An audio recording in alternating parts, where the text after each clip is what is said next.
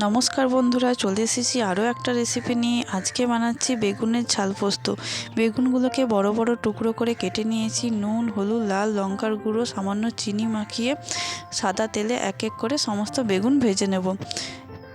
এবং ওই কড়াইয়ে দিয়ে দেব কিছুটা সর্ষের তেল, হাফ চামচ কালো জিরে, এক মুঠো পেঁয়াজ, সামান্য লবণ দিয়ে হালকা করে ভেজে নেব। এবং দুটো মাঝারি সাইজের টমেটো আমি বড় বড় করে কেটে নিয়েছি, সেটাও হালকা ভেজে নেব।